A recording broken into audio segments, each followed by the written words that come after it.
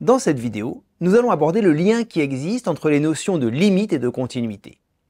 Soit grand E et grand F, deux espaces vectoriels normés, grand X, une partie de E, et F, une application de grand X dans grand F. A, un élément de E, et L, un élément de F. Pour pouvoir parler de la limite de f de x quand x tend vers A, donc on va faire tendre x vers A, il est nécessaire que f soit défini en des points proches de A.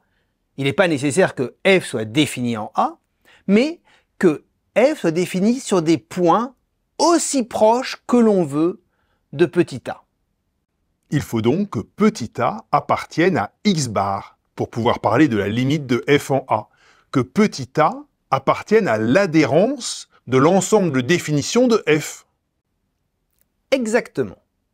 Soit donc petit a élément de x bar, l'adhérence de l'ensemble de définitions de f.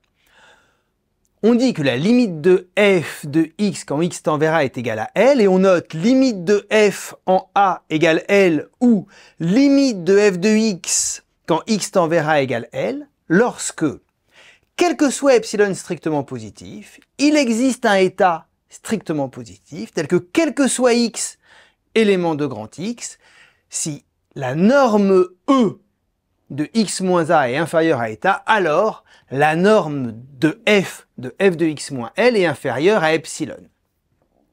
Donc, c'est-à-dire que pour n'importe quel epsilon, quitte à ce que l'on soit assez proche de petit a, f de x est aussi proche que l'on veut de L. Ça, c'est pour la limite. Mais pour parler de continuité de f en petit a. Pour parler de continuité de f en A, il faut que f soit défini en A, c'est-à-dire que petit a appartienne à grand X. Et dans ce cas, la définition est presque la même que tout à l'heure. On dit que f est continu en A si, quel que soit epsilon strictement positif, il existe état strictement positif, tel que quel que soit x élément de grand X c'est l'ensemble de définitions de f, si la norme E de x moins a est inférieure à état, alors la norme f de x moins f de a est inférieure à epsilon. Mais c'est la même définition, on a juste remplacé L par f de a. Oui, dans le cas tout de même où a appartient à x.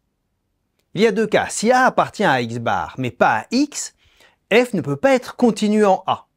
En revanche, on peut étudier la limite de f en A, et si jamais cette limite existe, on peut alors prolonger f par continuité en A.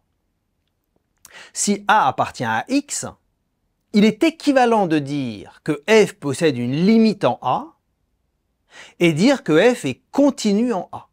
Il faut tout de même préciser que la limite est égale à f de a.